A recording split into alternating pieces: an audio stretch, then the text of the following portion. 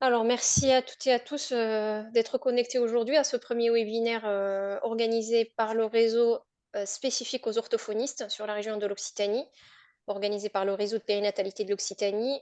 Pour ceux qui ne connaissent pas le RPO, c'est un réseau qui a vu le jour en 2019 suite à la fusion des 4 anciens réseaux sur la région de l'Occitanie, naître et grandir en Languedoc-Roussillon, TIMIP et Matermip en ex-Midi-Pyrénées. Donc le réseau de périnat Occitanie est donc basé, on a nos bureaux à Montpellier et à Toulouse. Je vous invite à aller sur le site du réseau pour que ça prenne pas beaucoup de temps puisqu'on n'a qu'une heure. Vous aurez les différentes missions du réseau qui vont de la conception, passant par la grossesse, par le parcours de la femme enceinte du couple, de la grossesse pathologique des transferts en période anténatale, jusqu'à la naissance du nouveau-né avec des critères de vulnérabilité qu'on va voir tout à l'heure, et puis la prise en charge, le suivi médical et la rééducation de ces enfants dits vulnérables jusqu'à l'âge de 6-7 ans. Donc ici, vous avez l'équipe donc du pôle. Donc on est organisé en plusieurs pôles. Et là, vous avez l'équipe du pôle du RPO, du pôle suivi des enfants vulnérables, donc qui organise ce réseau et qui porte le parcours Cocon, qui est en gros l'amélioration du parcours de suivi des enfants vulnérables que nous portons au sein de la région, que ce soit au sein de anciens GLR, anciens PTIMIP, depuis une quinzaine d'années. Et le parcours Cocon nous permet, grâce à un financement national, d'améliorer ce parcours de suivi. Donc, parmi vous, il y a des orthophonistes qui prennent déjà en charge des enfants vulnérables, d'autres pas. Donc, aujourd'hui, nous organisons ce webinaire avec l'aide du groupe de travail des orthophonistes. Au sein du réseau, il y a des groupes de travail des différents rééducateurs, kinés, psychomotes, orthophonistes, orthoptistes depuis peu, ergothérapeutes depuis 2-3 ans, psychologues depuis aussi quelques mois, qui nous aident donc à mettre en place la stratégie de coordination du suivi et de la prise en charge des enfants vulnérables sur la région. Il y a aussi la mise en place des formations. On peut peut-être faire un tour d'écran assez rapidement. Donc, Dr Ava Karim Alima, je suis pédiatre coordinatrice au sein du réseau sur le site de Toulouse, et je travaille aussi dans une unité de néonatologie 2B avec un suivi des enfants vulnérables en libéral. Peut-être Isabelle? Oui, bonjour, docteur Isabelle Souxy. Je suis pédiatre coordinatrice au réseau périnatal avec Alima Bakarim et je travaille au CHU de Nîmes. Caroline? Caroline Delarue, et je suis chef de projet sur le parcours Cocon. Je suis située sur le site de Toulouse. Et avec moi, du coup, j'ai Déborah, mais vous la voyez pas. Peut-être que tu t'approches. Je vais te présenter. Bonjour, Déborah Salomon, assistante de coordination pour le parcours Cocon, situé à Toulouse, comme Caroline. Et on a les membres, 3 membres du groupe de travail des orthophonistes qui nous aident énormément. On les remercie infiniment, qui sont avec nous aujourd'hui pour nous aider pour ce webinaire. Marie-Pierre? Donc moi, je suis Marie-Pierre Bocamanieux, je suis orthophoniste au sein de la Polyclinique Saint-Roch et donc j'exerce en néonat, en maternité aussi, également en chirurgie pédiatrique. Et je suis des enfants qui sont sur le réseau et je fais déjà des consultations sur le réseau Périnat Occitanie et on commence à intégrer les enfants sur le réseau Cocon. Corinne? Oui, bonjour, Corinne Picariello. Moi, je suis maintenant exclusivement libérale, mais j'ai passé un moment au CHU de Nîmes avec une intervention en néonat.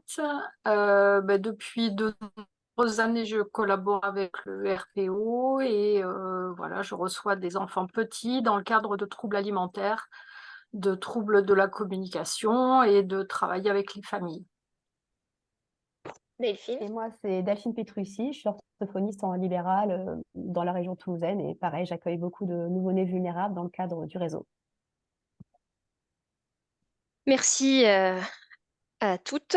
Donc, on va démarrer assez rapidement. Donc, on va vous parler du contexte de la vulnérabilité. Pourquoi le parcours cocon?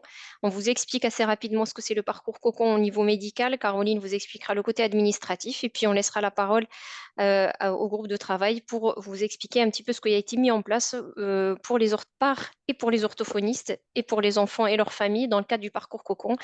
En ce qui concerne les outils d'évaluation, et les formations qui sont gratuites pour les orthophonistes au sein du réseau pour le parcours cocon.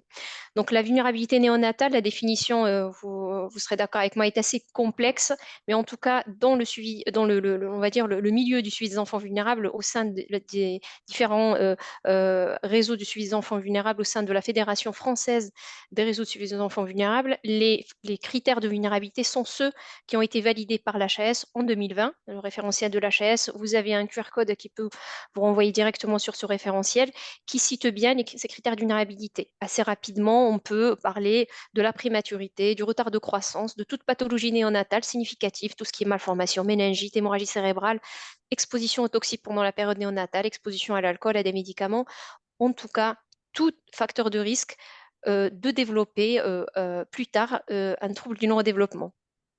Pourquoi? Pourquoi ces enfants-là peuvent développer des troubles du neurodéveloppement et pourquoi il faut les prendre en charge de façon précoce?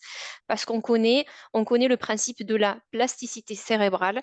La plasticité cérébrale, c'est cette euh, propriété, cette capacité du cerveau à se réorganiser. Les neurones s'organisent, se réorganisent de façon positive ou négative en fonction des messages que l'enfant va recevoir, hein, des messages qui sont plus ou moins bénéfiques ou pas, qui peuvent être bénéfiques ou pas du tout bénéfiques pour cet enfant en fonction du milieu dans lequel il va évoluer.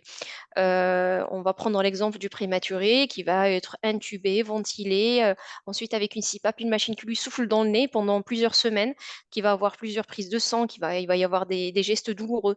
Donc là, il s'agit d'un ensemble de messages négatifs, donc un milieu, on va dire, qui envoie des messages neurosensoriels négatifs vers le système nerveux central de ce bébé, qui va pousser les neurones, surtout pas tellement les neurones, mais plutôt les connexions neuronales, hein, qu'on appelle les axones, à s'organiser de façon pas très bénéfique pour le devenir neurodéveloppemental de l'enfant.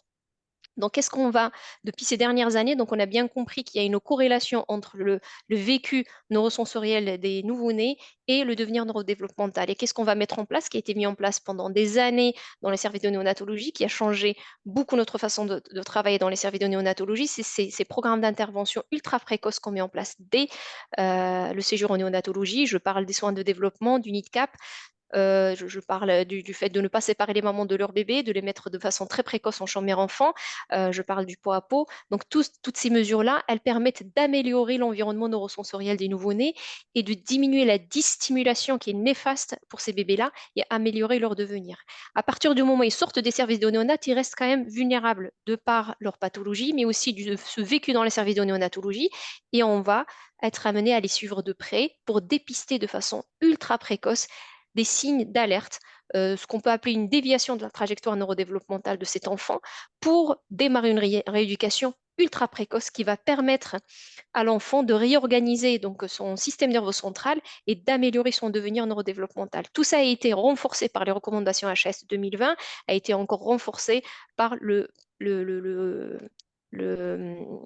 rapport d'Émile Lourdes que vous devez tous connaître, d'où donc l'intérêt d'avoir une prise en charge ultra précoce et une coordination de cette prise en charge-là qui devrait être bénéfique pour l'enfant parce qu'elle est coordonnée. Il y a une coordination entre les différents acteurs, le médecin qui coordonne le parcours, mais aussi les rééducateurs qui sont autour. Suivante. Donc, je vous l'ai dit tout à l'heure, la prise en charge et le suivi des enfants vulnérables existent en France un peu partout dans l'ensemble des régions pratiquement, hein, sauf quelques-unes du pays, avec des organisations différentes d'un pays à l'autre. Donc, nous, on a l'expérience d'une quinzaine d'années sur la région de l'Occitanie, mais avec des points de fragilité, dont je peux en citer plein, mais dont, par exemple, des soins qui ne sont pas remboursés par la sécurité sociale, comme l'ergothérapie, la psychologie, la psychomotricité. On a un maillage territorial qui n'est pas suffisant. ans. C'est un parcours qui nécessite une prise en charge qui nécessite de la formation. Aujourd'hui, la formation, elle est payante, donc elle devrait être facilement accessible pour les rééducateurs. On a une inégalité sociale et territoriale de prise en charge de ces enfants-là. Donc, on est allé au sein du réseau de Périnat Occitanie vers un financement national qu'on appelle un financement article 51 qui nous permet de financer ce parcours en renforçant ce parcours et aussi en essayant d'améliorer les points négatifs. C'est une expérimentation sur 5 ans, une expérimentation financière. Et dans 5 ans, si les choses se passent bien et les évaluateurs qui vont venir évaluer notre fonctionnement donnent un avis favorable, le but étant de généraliser ce parcours-là, ce modèle financier, en tout cas cette organisation de soins à l'ensemble du territoire. Suivante, s'il te plaît. Donc, pour définir le parcours, il s'agit d'un parcours qui va permettre une prise en charge, la même prise en charge et le même parcours, quel que soit le lieu de vie, quel que soit le critère de vulnérabilité à partir du moment où il fait partie de la liste HAS, quel que soit le niveau social de la famille et le lieu de vie de la famille.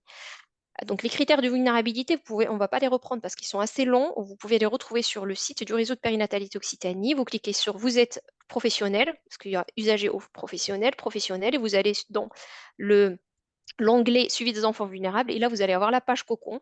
Et dans la page cocon, vous allez avoir l'ensemble des informations concernant ce parcours et surtout les critères de vulnérabilité qui permettent une inclusion dans le parcours cocon. Suivante. Donc, vous allez avoir une vue globale sur le parcours. On inclut les enfants dès la sortie des services de néonat.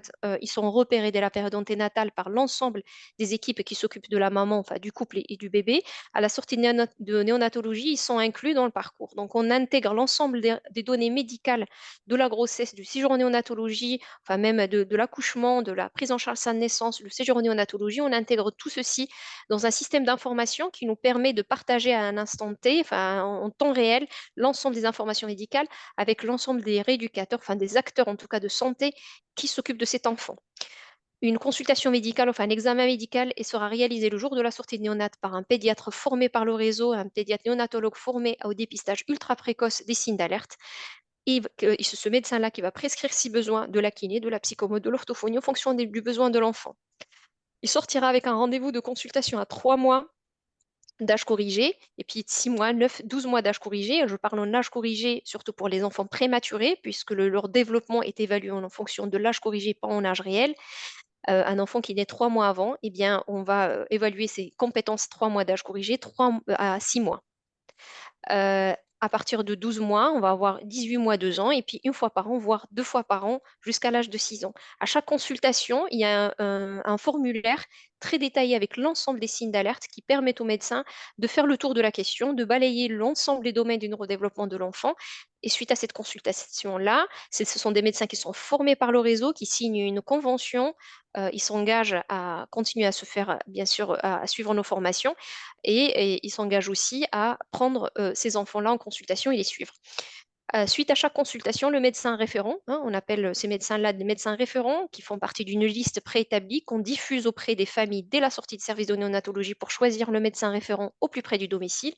Le médecin référent en question, lors de la consultation à un âge clé, 3 mois, 6, 9, 12 mois ou au-delà, va dépister de façon ultra précoce le moindre signe d'alerte, signe précoce de déviation de la trajectoire neurodéveloppementale de cet enfant pour mettre de notre côté, enfin du côté de l'enfant en tout cas, et de sa famille, toutes les chances pour améliorer le devenir de cet enfant grâce à une rééducation ciblée, une rééducation coordonnée, une rééducation aussi faite par un rééducateur formé à la vulnérabilité.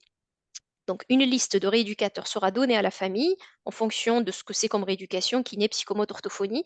Et la famille va prendre rendez-vous avec ce rééducateur au plus près du domicile. Le rééducateur en question aura accès à l'ensemble du dossier de l'enfant et pourra échanger de façon très fluide, sécurisée et coordonnée avec le médecin, le kiné et le psychomote. Tout le monde peut, et ça, elle va vous le montrer, Caroline, tout à l'heure.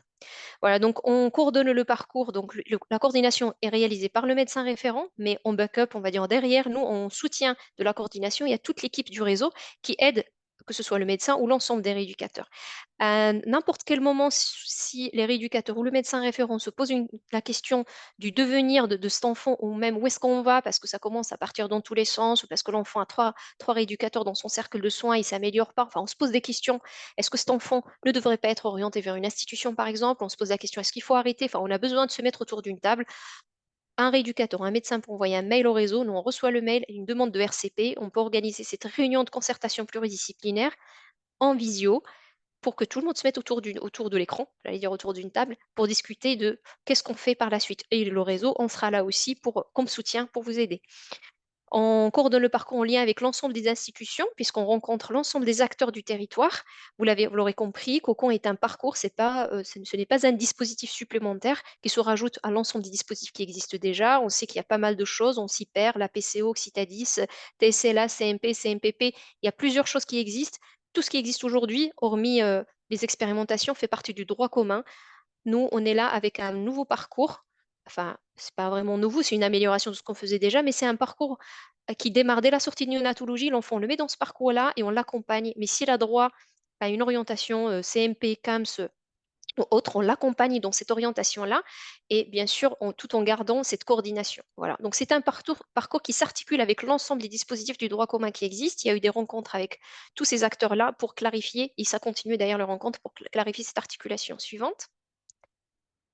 Les critères d'inclusion, donc encore une fois, je vous ai dit, vous pouvez les retrouver sur le site internet. Il s'agit du petit poids de naissance, la prématurité et l'ensemble des pathologies qui peuvent développer des troubles du neurodéveloppement plus tard.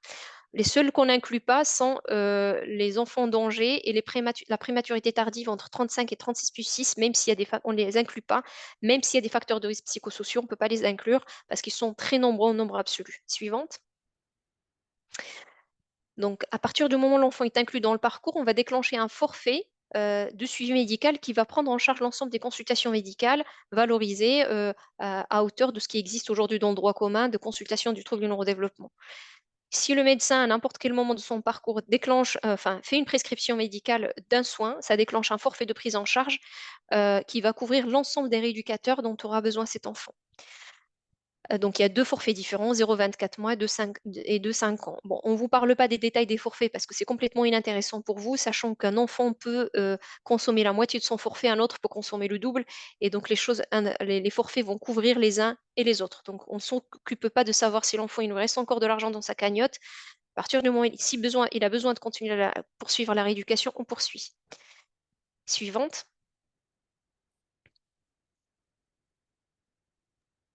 Voilà, je laisse la parole à Caroline qui va vous parler des modalités pratico-pratiques. C'est ça. N'hésitez pas si vous avez des questions, on peut continuer à répondre sur le chat. Oui, donc pour ceux qui sont arrivés un petit peu tard, hein, donc vous pouvez juste écrire vos questions sur le chat, vous ne pouvez pas prendre la parole, mais on les lit et on vous répond, n'hésitez pas à poser des questions. Donc, concernant les modalités pratiques, donc juste cette première diapositive pour vous dire que le réseau de périnatalité est là pour vous accompagner vraiment à toutes les étapes. On est là pour vous aider à tout moment si besoin, donc n'hésitez pas à nous interpeller et surtout ne restez pas bloqués. Il ne faut pas que cet aspect pratique soit bloquant pour votre implication dans le parcours. Donc, comment ça se passe? Pour intégrer le parcours, on va vous demander de conventionner dans le cadre du parcours Cocon. Donc, dans ce cadre-là, il y aura, après analyse de votre profil, c'est-à-dire que vous pourrez envoyer votre CV à Déborah, notamment, qui s'est présentée tout à l'heure. On fera un point sur votre expérience, vos formations, à savoir si, selon nous, il semble que votre profil est adapté à une inclusion, à une prise en charge des enfants inclus dans le parcours Cocon. Et si oui, donc on vous fera remplir les deux documents que vous voyez ici. À gauche, le bulletin d'adhésion à l'expérimentation. Donc ça, c'est un document officiel à signer dans le cadre des expérimentations de type article 51 comme ce parcours. Et également, on vous demandera de remplir une charte de participation de l'orthophoniste qui vous précise notamment les modalités financières, les modalités de paiement et le remplissage de toutes ces infos administratives nous permettront également notamment de vous créer un compte Spico, on en reparlera tout à l'heure, donc le logiciel qui est utilisé dans le cadre de ce parcours. On vous demandera également, bien sûr, de nous transmettre votre RIB, donc parce que dans le cadre de cette expérimentation, vous ne serez donc pas rémunéré par la sécurité sociale, mais par le réseau directement. Donc, c'est voilà la raison pour laquelle on a absolument besoin de votre RIB. Donc, les documents qui sont présentés ici, ainsi que le RIB, seront renvoyés à Déborah Salomon. Donc, vous voyez l'adresse mail ici. Et voilà, comme je vous le disais tout à l'heure, ça nous permet de faire pour vous une demande d'ouverture de compte Spico. La tarification, maintenant dans le cadre du parcours, donc après plusieurs allers-retours et plusieurs négociations, on a pu obtenir une rémunération qui est équivalente à celle que vous connaissez dans le droit commun. Donc vous reconnaissez très certainement ce document. Donc dans Spico, lorsque vous notifierez votre activité, vous aurez à remplir le code, le type de prise en charge et le code AMO que vous avez qui correspond à la séance que vous avez réalisée. Donc ça, vous êtes bien habitué à le faire et vous connaissez bien. Donc, on ne change pas les habitudes sur ce plan-là. On a gardé les mêmes intitulés, les mêmes codes AMO. Vous les retrouverez facilement sur Spico. On a pu également prendre en compte la revalorisation qui a été faite dans le cadre des prises en charge orthophonistes avec une majoration pour les enfants de moins de 3 ans, équivalent donc à plus 6 € par acte de rééducation.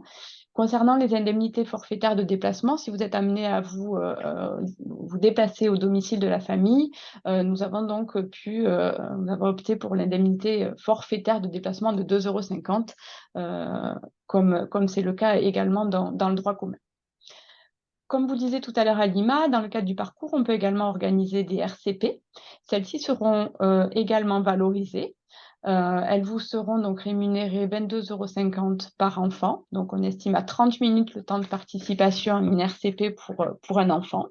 Et cette RCP sera également notifiée sur Spico. Et comme on disait tout à l'heure, on vous aidera à organiser ces RCP au sein du réseau. Un petit rappel donc pour vous dire que la carte vitale ne doit absolument pas être passée dans le cadre du parcours, dans la mesure où, comme je vous le disais tout à l'heure, c'est le RPO qui va vous rémunérer.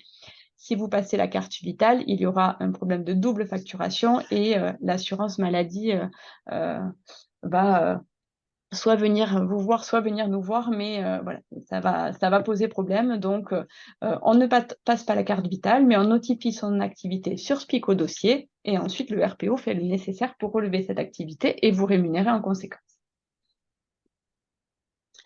Comment se passe en pratique le paiement? Donc, les séances que vous allez réaliser, les séances et les bilans, vont être saisis sur Spico. Aux alentours du 5 du mois, nous allons faire une extraction, nous de notre côté, vous n'allez pas voir, des extractions des bilans et séances que vous avez saisis dans Spico, au cours du mois précédent, jusqu'au 25 du mois précédent. Aux alentours du 15, on va vous envoyer un récapitulatif, donc nominatif, des consultations que vous avez réalisées. On vous laisse quelques jours pour vérifier, pour revenir vers nous s'il y a le moindre souci, si ça ne correspond pas à ce que vous avez saisi ou autre problème. Si tout va bien ou suite à l'appel que vous avez émis, on a pu corriger, le 25 du mois, vous recevrez le règlement des séances que vous avez fait donc au cours du mois précédent. Donc, pour un règlement autour du 25 du mois, on vous rappelle que l'activité doit être saisie dans l'outil Spico avant le 25 du mois précédent. Donc, il y a un petit décalage dans le temps, mais qui est inhérent au parcours et à l'expérimentation de type article 51.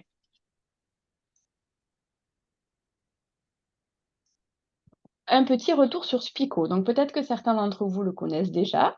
Donc, Spico pour système de partage d'informations et de coordination en Occitanie. Donc, c'est le système informatique qui est utilisé à la fois pour la coordination du parcours de l'enfant. Il vous donne notamment accès à toutes les consultations, toutes les visites qui ont été faites par les différents professionnels. Il vous donne également accès aux noms et aux coordonnées de tous les professionnels qui gravitent autour de l'enfant. Donc, c'est un véritable système qui vous permet de partager des informations et de faciliter la coordination du parcours de l'enfant. Et c'est également donc l'outil qui nous permet, nous, de réaliser la facturation des actes que vous aurez réalisés dans le cadre du parcours. Donc, à cette application, il existe 2 sous-applications, si on peut les appeler comme ça. Il y a Spico Discussion, qui peut être apparenté à un WhatsApp sécurisé. Donc, vous pourrez échanger très facilement avec les professionnels qui prennent en charge l'enfant de façon sécurisée. Donc, vous pouvez échanger des comptes rendus, des noms d'enfants, voilà, et discuter vraiment très librement. C'est assez simple également parce que ça vous évite d'aller chercher les coordonnées de ce professionnel, son numéro de téléphone. Voilà, vous pouvez le faire directement via l'application Spico Discussion. Et le deuxième aspect, c'est donc Spico Dossier, dans lequel donc sera répertorié tous les comptes rendus et toutes les visites qu'ont fait l'enfant auprès du pédiatre, et également, comme on vous disait tout à l'heure, toutes les séances de rééducation que l'enfant a pu faire, que ce soit chez l'orthophoniste, le kiné, le psychomote. Tout est visible par l'ensemble des professionnels qui a été identifié comme participant à la prise en charge de cet enfant. Bien sûr, vous ne visualisez pas les dossiers de tous les enfants, uniquement les enfants sur lesquels vous êtes impliqué dans la prise en charge. Donc, Spico est accessible via votre poste de travail et aussi via votre smartphone. Donc, par exemple, Spico Discussion peut être utilisé à la place du WhatsApp, par exemple, que vous utilisez peut-être encore assez fréquemment avec vos collègues. Voilà un petit aperçu de ce que donne l'application Spico. Donc ça, c'est Spico dossier. Donc vous voyez le listing de tous les enfants. Vous pouvez rentrer dans le dossier de chaque enfant. Je ne vais pas rentrer trop dans le détail parce que vous aurez accès à des formations. Bien sûr, on ne va pas vous demander de l'utiliser tout seul dès le début. Donc, on va vous aider, on va vous accompagner pour prendre en main ce logiciel qui est assez intuitif. Vous verrez, ce n'est vraiment pas très, très compliqué à prendre en main. Donc, encore une autre vision de l'interface de Spico. Donc, en 2 mots, en haut à gauche, vous avez les informations administratives.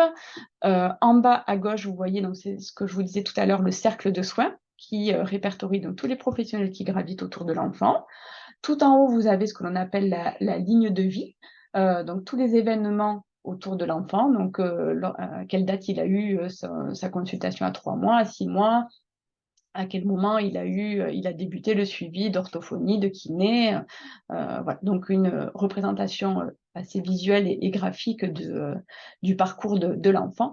Et ensuite, en bas, c'est là que vous pourrez visualiser tout ce qui est relatif au parcours Cocon. Parce que Spico n'est pas utilisé que dans le cadre de Cocon, il est utilisé également par le parcours TSLA, par la PCO, par voilà, plusieurs parcours que vous connaissez certainement. Là, j'ai fait un petit focus sur le formulaire qui vous intéresse davantage. Donc, c'est uniquement à cet endroit-là que vous aurez, vous, à intervenir et à compléter certaines choses. Donc, vous voyez que c'est assez succinct, c'est assez simple. En haut, vous devrez indiquer d'où vient la prescription, qui a fait la prescription pour cet enfant. Donc, ça sera assez facile parce que lorsque vous cliquerez sur « Rechercher un professionnel », il va vous sortir les professionnels qui sont dans le cercle de soins de cet enfant. Donc, si tout va bien, vous n'avez plus qu'à cliquer sur ce professionnel. On vous demandera également de remplir la date de la prescription. Donc ça, c'est vraiment un élément qui est très important pour nous. Il ne faut pas oublier de le remplir. Ça nous permet, nous, d'être sûr qu'une prescription a été faite pour cet enfant, condition vraiment obligatoire pour mettre en place un suivi de rééducation. Ensuite, sur la deuxième partie, c'est une partie relative au bilan. Donc, si vous avez fait un bilan d'orthophonie lors de la prise en charge de cet enfant, et ça, on y reviendra tout à l'heure, je crois que mes collègues y reviendront. Et en bas, vous avez donc l'endroit où vous devrez saisir votre activité. Donc, vous avez dans le suivi orthophoniste à indiquer l'objectif de l'accompagnement. Et ensuite, à chaque séance réalisée, vous devrez noter la date, vous devrez vous identifier, ne pas oublier de vous identifier, sinon on ne peut pas savoir que c'est vous et on ne pourra pas vous rémunérer. Et ensuite, dans la case soins principal, c'est là que l'on vous demandera donc de choisir parmi la liste déroulante l'intitulé du soin que vous avez réalisé.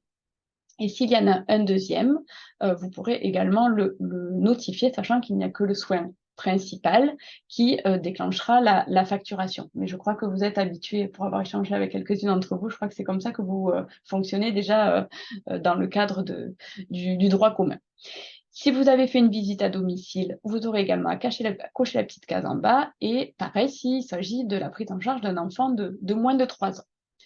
Donc ça vous paraît peut-être un peu rapide, mais encore une fois, dès que vous conventionnez, on vous a ouvert un compte Spico, on vous propose une formation. C'est Déborah qui s'occupe de vous former et elle prendra bien le temps de reprendre toutes ces étapes avec vous, mais beaucoup l'ont déjà pris en main et c'est pas très compliqué. Là, j'avais fait juste une capture d'écran, donc des soins que vous pouvez cocher et qui apparaissent dans la liste déroulante lorsque vous cliquez sur la petite flèche à côté de soins principaux. Donc, pour récapituler, par rapport à Spico, donc dès lors que vous nous envoyez votre bulletin d'adhésion et votre convention, on fait une demande d'ouverture de compte pour vous. e-santé, qui gère Spico, vous envoie alors un mail qui vous permet de vous connecter, de modifier votre mot de passe et d'avoir accès à Spico. De là, nous, on vous envoie également en parallèle un message en vous alertant que votre compte a été créé. Attention, vous devriez recevoir un mail qui est peut-être parti dans les spams, donc on vous demande d'être attentif. Et à cette occasion, on vous propose aussi des formations en visio qui sont assurées par le RPO. Donc des créneaux sont proposés chaque semaine. Et bien sûr, si c'est un créneau qui ne vous convient pas, que vous avez besoin qu'on vous accompagne à un autre moment, on peut le faire également, il n'y a pas de problème. Un système de compagnonnage vous sera également proposé, notamment pour l'utilisation du bilan qui a été travaillé par le groupe de travail. Et donc, les membres du groupe de travail pourront vous accompagner pour prendre en main ce bilan afin de vous aider et que vous ne vous sentiez pas perdu et abandonné. Il y aura toujours quelqu'un pour venir vous aider. Voilà, ça, ce compagnonnage, on vous expliquera un petit peu plus tard si besoin, mais il sera rémunéré à la fois pour celui qui assure le compagnonnage et pour la personne qui apprend à manipuler ce nouveau bilan. C'est tout pour moi. Je ne sais pas si je ne voyais pas trop les questions. Il n'y avait pas de questions. N'hésitez pas hein, si vous avez des questions sur cet aspect pratique. Alors, quand un enfant sort du HAD pour intégrer le parcours cocon, peut-on poursuivre la prise en charge entamée avec l'HAD sans délai? Des nourrissons que je suis actuellement quitté l'HAD cette semaine et devra intégrer cocon. Alors, Alors, j'ai entendu Alima, oui. oui. Alors, aujourd'hui, il y a deux types d'HAD. Enfin, il y a plusieurs HAD sur le territoire. Il y a des HAD qui ont les possibilités de conventionner avec des professionnels et donc prendre en charge la rééducation. Donc, la rééducation est prise en charge par l'HAD et dès qu'ils sortent de l'HAD, c'est Cocon qui prend le relais. Il y a les HAD néonatales, par exemple, où il n'y a pas de prise en charge de rééducation. Donc, nous, on prend en charge la rééducation pendant l'HAD. Pour l'instant, c'est comme ça que ça se passe. Peut-être que les choses vont changer parce qu'on va interroger les nationales, enfin, nos tuteurs, enfin, nos tutelles, pardon, nos tutelles pour pouvoir, on va être obligé quand même de faire un peu la même chose avec, travailler de la même manière avec l'ensemble de nos partenaires. Mais en tout cas, voilà, la priorité, c'est bien sûr la prise en charge de l'enfant. La HAD prend en charge, nous, on suspend, on ne déclenche pas de forfait. À partir du moment où le forfait HAD s'arrête, le forfait cocon peut commencer. Voilà.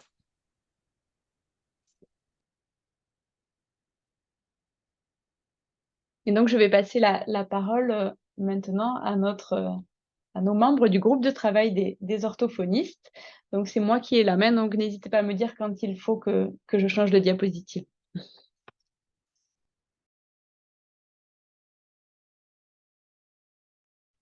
On ne t'entend pas, Delphine? Tu n'as pas activé ton micro. C'est peut-être mieux comme ça. Ouais, c'est bon. Avec le micro. C'est bon. Donc, moi, je vais vous parler, alors, succinctement de la prise en soin en orthophonie du tout petit vulnérable. L'objectif là, c'est en un quart d'heure, c'est pas de faire une formation complète parce que c'est ce qu'on veut vous proposer justement et Marie-Pierre et Corinne nous en parleront après. On veut vous proposer 2 jours de formation pour que l'équipe des orthos qui s'occupe des petits vulnérables soit plus grande. Mais c'est juste pour que vous compreniez la philosophie suivante. Donc, l'orthophonie, nous, on va être bien sûr amené à rencontrer des petits bouts vulnérables parce que ça va avoir un impact sur l'oralité alimentaire et sur la communication. Suivante. Donc, au niveau de l'alimentation, en fait, quand on s'alimente, il y a la mise en place d'une boucle sensorimotrice voilà, qui s'organise. Sensorie parce que en fait, l'aliment qu'on va accueillir, bah, il a un aspect visuel, il fait du bruit quand on le mange, il a une odeur, un goût, et il va fournir un tas d'informations tactiles au niveau de la bouche qui vont être reçues par des chimirécepteurs et des mécanorécepteurs, puisqu'il va apporter une température, un poids, un volume, une texture, il va se déplacer dans la bouche. Et tout ça va être envoyé au cerveau qui va mettre en place une réponse motrice plus ou moins complexe selon les informations sensorielles reçues. Et évidemment, au niveau de l'alimentation, il y a aussi une dimension psychoaffective importante. Suivante. Donc, pour que tout ça, cette boucle sensorimotrice se structure, bah, le bébé déjà prépare sa sensorialité dès la vie in utero, puisqu'il va déglutir du liquide amniotique, qui va lui donner de l'information tactile dans la bouche, qui va lui donner des informations en termes de goût aussi, selon les aliments pris par la maman. Et ça se poursuit ex utero, parce que déjà, il poursuit son alimentation, et puis aussi parce qu'il va porter ses mains, ses pieds à la bouche, porter beaucoup d'objets à la bouche avec des textures très différentes durant sa première année, ce qui va lui permettre de prendre conscience progressivement du volume de sa cavité buccale, de prendre conscience des différentes parties de sa cavité buccale et des textures au niveau des différentes parties de la bouche, et surtout de s'entraîner à intégrer sensoriellement toutes ces informations avec des bons seuils de réactivité normaux et d'engrammer toutes ces expériences positives. En même temps, quand l'enfant porte des choses à la bouche et fait toutes ces expérimentations, bah, il entraîne ses praxies orobucofaciales puisque, avec les aliments, bien sûr, mais aussi avec des objets, il va mâchouiller, lécher, déplacer l'aliment dans la bouche, le recracher. Suivante. Pour que tout ça se mette en place aussi, il faut aussi que les chaînes physiologiques globales du corps soient correctement structurées, puisqu'on sait que la langue, le larynx, la mandibule sont pris dans des chaînes physiologiques que sont les chaînes de flexion, les chaînes d'extension, les chaînes croisées d'ouverture et les chaînes viscérales. Donc, si ces chaînes musculaires corporelles sont bien équilibrées et qu'il n'y a pas de chaînes sous-utilisées ou surutilisées, on sait que la charnière cervicale sera libre et que du coup, toutes nos praxies orobucofaciales seront correctes et le suckling et la mastication pourront correctement se mettre en place. Suivante. Sauf que nous, on se retrouve avec ces petits bouts vulnérables qui, sur un plan moteur, soit ont vraiment des lésions cérébrales, soit parfois ont des troubles de la régulation tonique ou des dysfonctionnements du tronc cérébral, ou du fait de leur prématurité, il y a une immaturité au niveau neurologique et neuromoteur qui fait que souvent ils ont des troubles posturaux avec beaucoup de schémas d'extension, beaucoup de tension dorsale, une hypotonie de l'axe souvent, un problème de dissociation au niveau des ceintures et puis souvent des pathologies respiratoires comme les bronchodysplasies, cette immaturité au niveau des poumons. Donc, le plan moteur, nous, va être altéré, en fait, au niveau de l'alimentation, souvent parce qu'il y a déjà ces prédispositions. Sur le plan sensoriel, comme le disait Alima tout à l'heure, le docteur Abba Karim, ce sont des petits bouts qui, malgré les progrès énormes au niveau des soins de développement dans les structures hospitalières ou les cliniques, subissent quand même beaucoup de dystimulation sensorielle, corporelle et aussi au niveau de la zone orobucofaciale avec pas mal d'intubations, etc.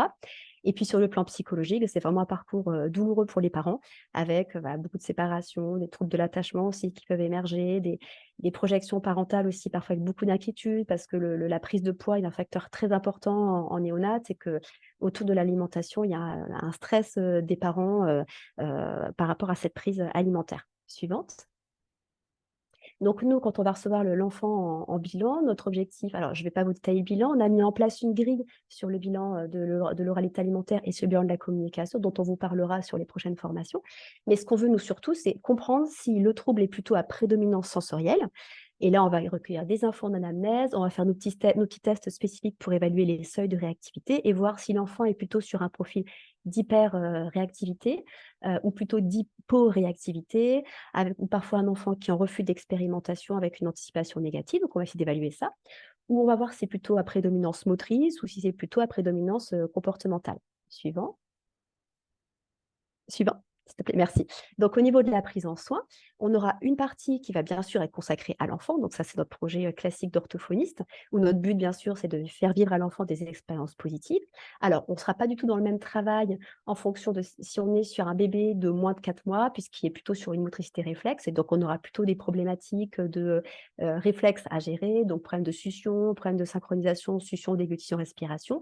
Et là, le travail, il y aura beaucoup de stimulation des réflexes orofaciaux, il y aura aussi des gestes d'aide à la fermeture labiale, etc. Par contre, si on est sur un petit bout de plus de 6 mois qui sera sur une motricité volontaire, et par exemple, qui aura du mal à passer au morceau, qui sera hyper sélectif, qui aura un nausée très important, ou qui refusera de toucher les aliments, etc. Là, notre travail de rééducatif est plus classique sur retravailler sur l'intégration sensorielle, travailler sur la motricité, les conduites exploratoires avec les aliments suivantes. Mais au niveau de notre prise en soin aussi, on a un gros travail à faire avec les parents. Et là, c'est vraiment une co-rééducation, enfin une co-construction du projet avec les parents, parce que comme je vous disais tout à l'heure, les parents, ils ont beaucoup d'angoisse autour de l'alimentation, beaucoup d'anticipation négative, parce qu'à un moment, il y a un cercle vicieux qui s'installe où les parents anticipent négativement à l'arrivée du repas, et c'est compliqué pour tout le monde.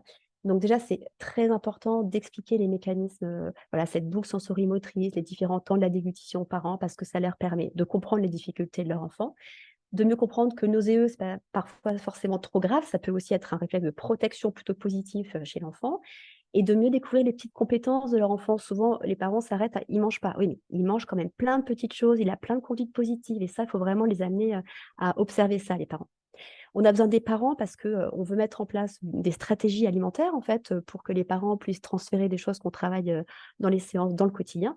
Et pour ça, les parents sont de vrais partenaires, en fait. On peut pas, il n'y a pas de règles, de recettes magiques, en fait. On co-construit ces stratégies avec les parents qui, en début de séance, nous relatent des petites expériences de l'enfant. Et nous, ça nous amène à réfléchir avec eux sur qu'est-ce qu'ils voudraient introduire comme aliment en priorité, qu'est-ce qu'on pourrait chercher comme aliment commun avec celui que l'enfant a accepté de goûter cette semaine. Voilà, donc ça se construit avec les parents. Et puis, on a besoin des parents aussi parce que parfois, on est amené à demander que les parents mettent en place des adaptations de texture, de posture, des manœuvres spécifiques pour aider l'enfant. Suivante. Donc, c'est un travail vraiment pluridisciplinaire dans le sens où, évidemment, que ce sont nous les orthophonistes qui travaillons sur l'oreillette alimentaire, mais comme je le disais tout à l'heure, c'est des petits bouts qui souvent vont avoir des troubles sensoriels plus globaux et qui seront suivis en psychomote. Et le travail de la psychomote sur la sensorialité globale va nous aider aussi, nous, quand nous, on va travailler la sensorialité orobuco-faciale.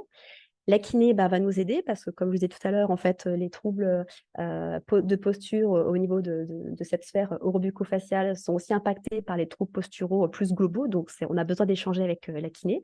Le travail avec les psychologues aussi, et puis aussi avec les diététiciennes pour tous les apports nutritionnels et tout ça coordonné par les médecins. Suivante. Donc, deuxième point, la vulnérabilité va impacter aussi beaucoup sur la communication. Suivante.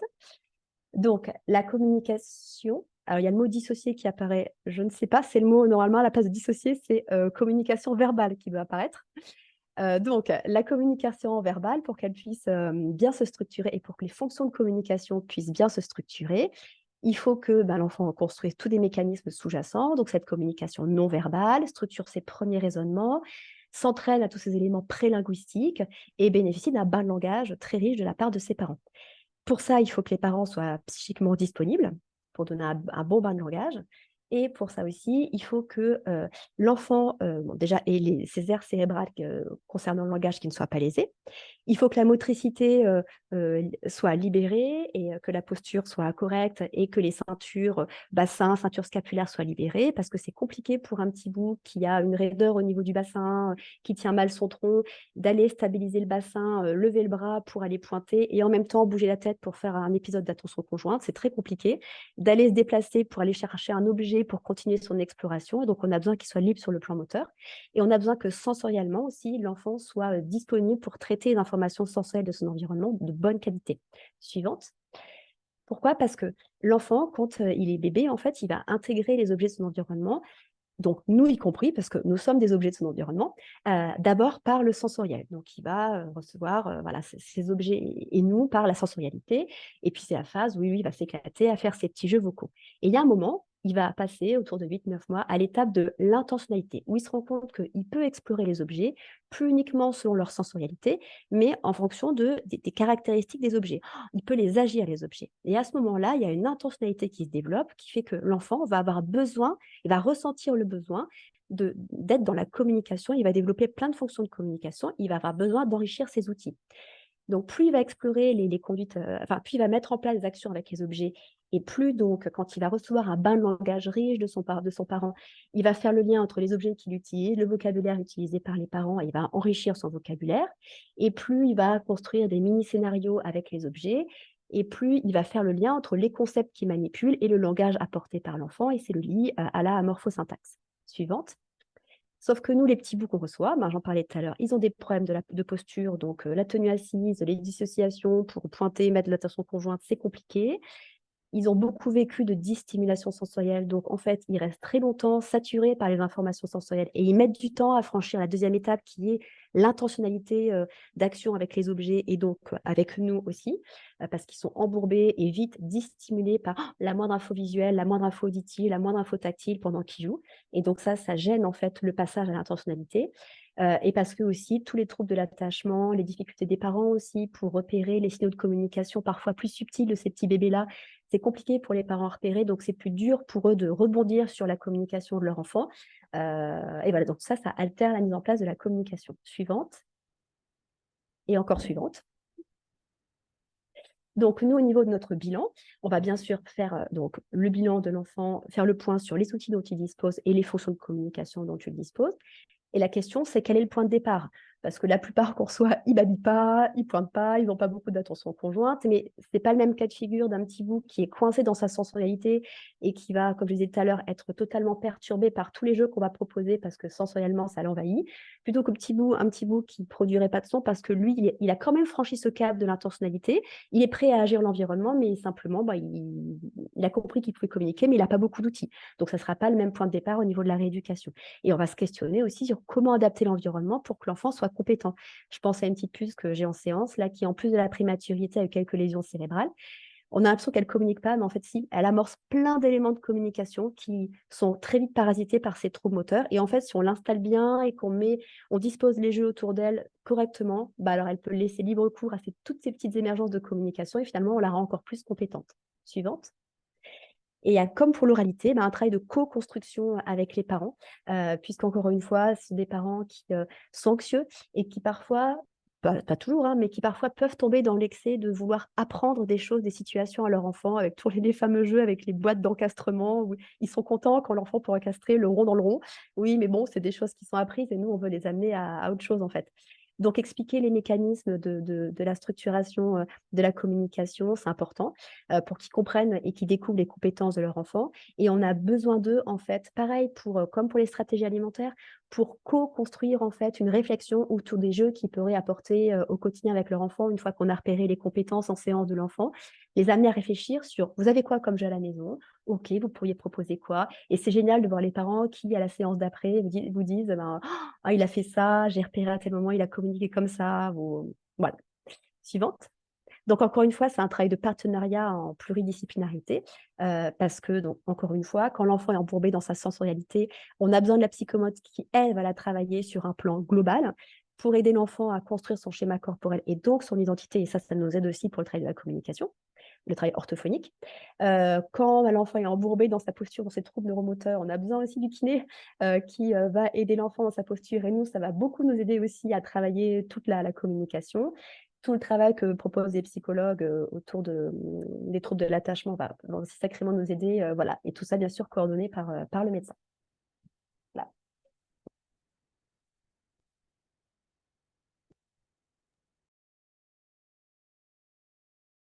Corinne et Marie-Pierre, on vous laisse prendre la suite.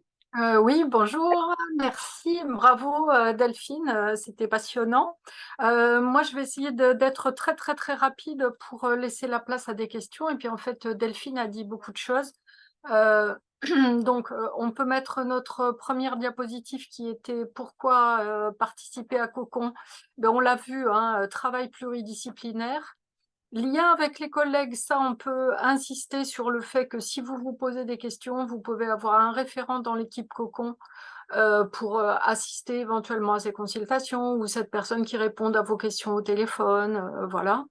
L'utilisation du bilan, parce que vous pouvez avoir vos propres outils de bilan, mais notre grille commune fait qu'en fait, il y a une rédaction qui est assez rapide, donc ça peut aussi rendre service. Le fait d'insister sur le travail de co-construction avec les parents, c'est vraiment une ligne forte dans le Cocon. Et puis, dans les 2 journées de formation, en fait, ce sont ça a comme nom formation, mais en fait, c'est plutôt conçu comme un échange horizontal en mettant l'accent sur les éléments concrets. La diapositive d'après. Donc, sur la journée oralité, on essaiera de vous parler de l'observation morphologique du jeune enfant, de l'examen de la succion, de l'analyse de repas, diapositive d'après. On vous donnera quelques éléments de connaissances sur l'aspect oromyofonctionnel, l'alimentation, la motricité, l'alimentation, la sensorialité, les spécificités de l'oralité primaire, de l'oralité secondaire. Éventuellement, on répondra à quelques questions sur la nutrition, diapositive d'après. On vous aidera peut-être à faire des liens avec les aspects psychosociaux-comportementaux, pourquoi un enfant crie, pleure, etc. quand il voit arriver le repas. Et puis surtout, on essaiera de faire des liens avec vos cas cliniques et de vous apporter des solutions techniques et concrètes. Alors, je crois que pour la journée alimentation, c'est tout, mais on voulait vraiment être rapide. À Marie-Pierre pour la suite.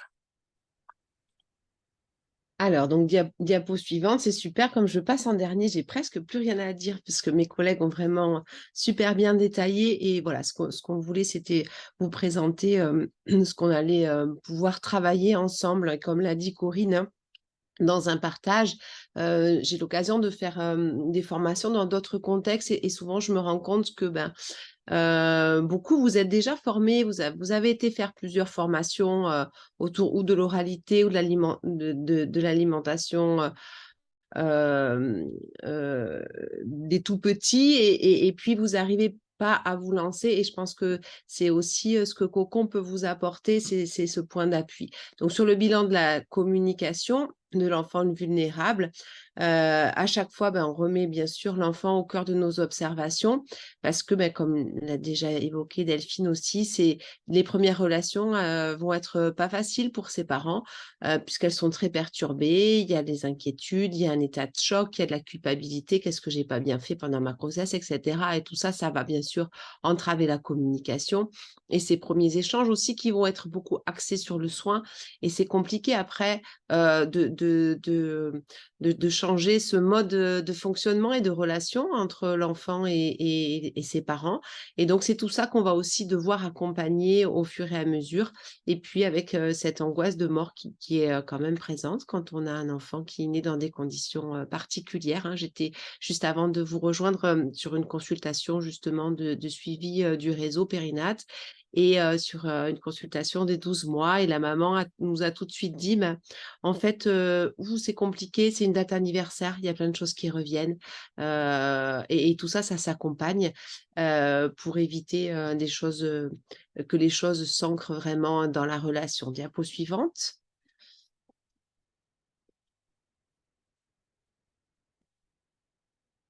Voilà.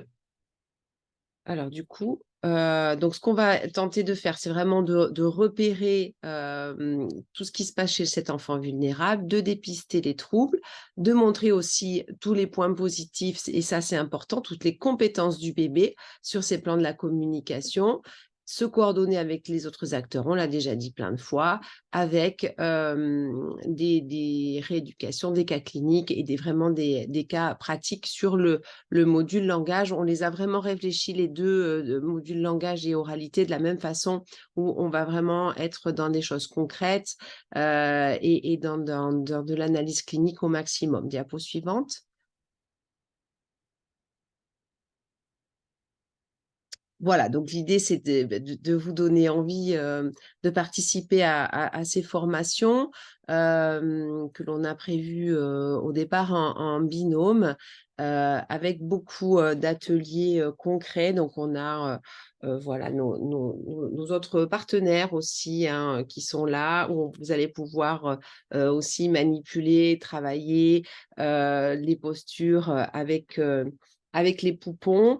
parce que c'est pas facile d'avoir la bonne place et puis d'avoir la place aussi avec les parents, quelle installation on va prendre. Donc tout ça, on va vraiment le travailler en jeu de rôle, en quiz, en essayant vraiment d'avoir des supports pédagogiques qui vont vous convaincre.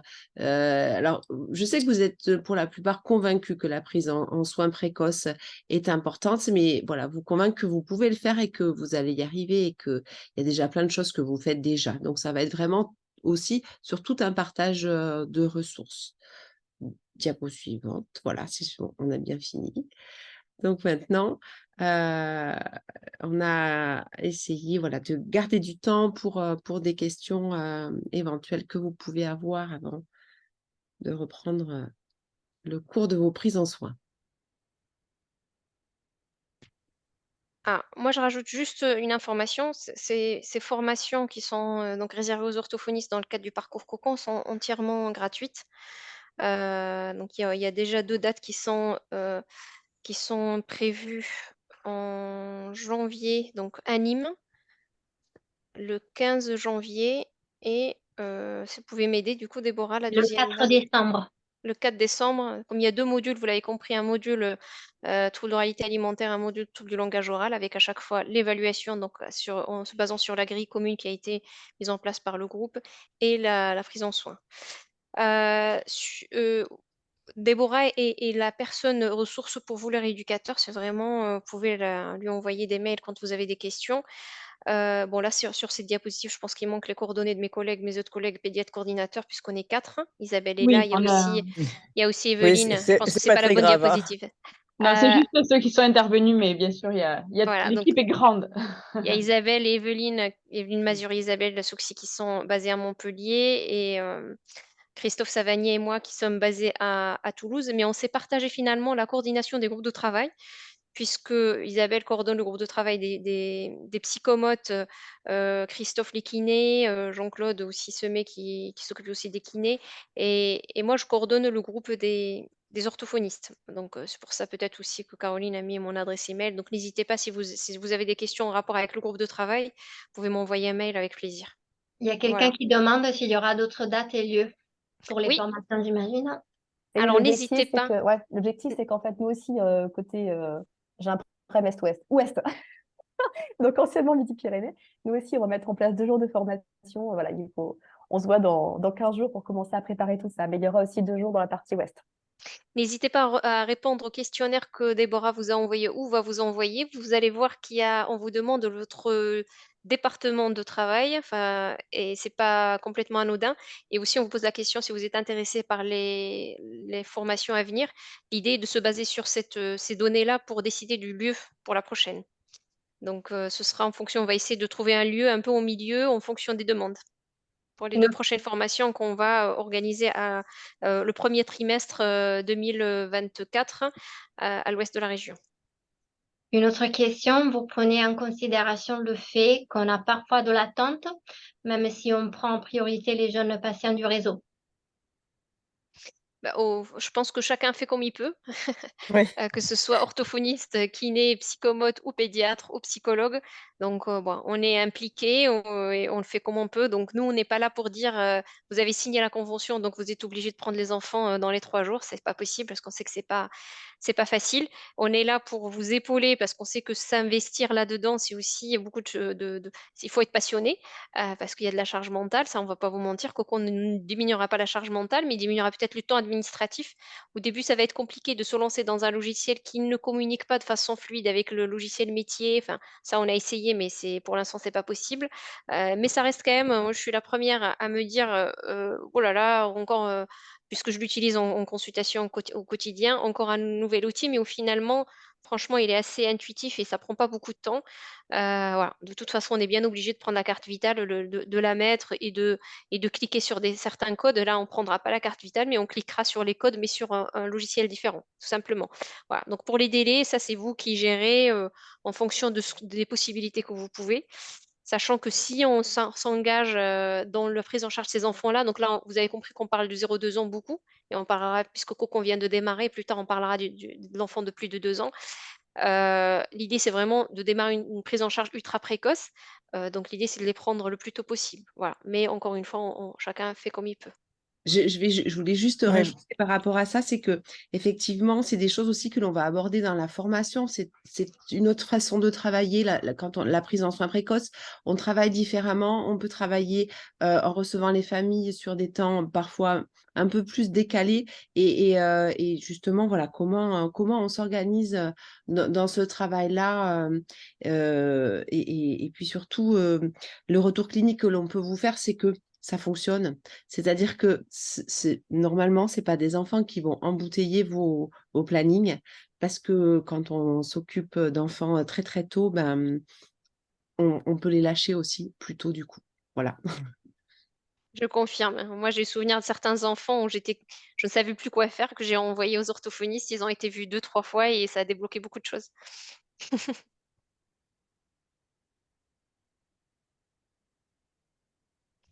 Est-ce qu'il y a d'autres questions? Ah oui, ils viennent là. Est-ce qu'on envoie toutes les infos par mail? Alors, on peut vous envoyer du coup la présentation d'aujourd'hui. Et n'hésitez pas après à nous demander de façon plus ciblée les informations dont vous avez besoin. Et à revenir vers nous, donc, si vous souhaitez conventionner, et voilà, on vous enverra, et à nous envoyer votre CV, et on vous répondra en vous envoyant les documents à remplir. Et après, pour vous inscrire aux formations, n'hésitez pas à aller sur le site du réseau. D'ici la fin de la semaine, vous pourrez vous inscrire à ces formations dont on vient de parler sur Nîmes. Et juste, je rajoute encore, par rapport à votre CV, on n'attend pas que vous soyez vraiment, enfin, que vous ayez des grosses formations, puisque l'idée, c'est quand même de vous accompagner. Donc, voilà, même si vous n'avez pas encore, vous n'êtes pas formé spécifiquement au tout petit, ben, justement, il y a ces formations qui sont là. On va vous donner des conseils, des choses à lire. Puis après, de toute façon, on vous donnera l'envie, donc vous vous formerez, j'en suis sûre. Donc voilà, ne vous dites pas, ben non, je n'envoie pas ma candidature parce que j'ai pas assez de formation sur cette thématique-là. Parce on a fait ce choix de se dire que quand on l'a travaillé avec mes collègues, on a fait ce choix de se dire qu'il n'y a pas de critères non plus trop durs. Oui, On c'est ce que va, je voulais dire aussi, hein. Il n'y a pas de critères d'exclusion. On n'est pas obligé d'avoir fait 36 DU avant ou d'avoir suivi 36 formations avant. Le fait d'être jeune diplômé n'est pas du tout un critère d'exclusion. En fait, juste sur votre CV, vous marquez ce que vous avez fait, mais pour être mieux connu et mieux repéré par le dispositif. Et puis, vous notez votre intérêt, ça suffit largement. et on est là pour vous accompagner, donc on va vous demander voilà, de vous inscrire si vous avez 0 formation, de vous inscrire dans les formations. Mais ce qu'on a mis en place pour les pédiatres, par exemple, ils ont signé la convention où ils ont intégré le parcours Cocon, mais ils avaient aussi la possibilité de dire, pour l'instant, j'en prends pas. Je suis dans le parcours, donc je vais pouvoir profiter de toutes les formations gratuites parce que je suis médecin dans le parcours, mais je commence à en prendre en fonction aussi de mes formations. Ceux qui sont formés pour le 0-12 mois, 0-2 ans, ils prennent que les petits. Voilà. On peut faire les choses progressivement parce que de toute façon, pour avoir un maillage territorial, on ne peut pas former tout le monde d'un coup. Voilà. Donc les choses vont se mettre en place progressivement. Je voulais juste rajouter par rapport à l'attente. C'est vrai que justement, les médecins référents sont formés et on essaye de les accompagner aussi pour qu'ils puissent orienter au mieux enfin, donc, vers des bilans ou des prises en charge. Mais voilà, ils ne vont pas vous adresser, en tout cas, les enfants donc, très facilement, quoi. Mm. Ils vont essayer effectivement d'accompagner les parents avant de préconiser un bilan quand ils peuvent le faire, en tout cas.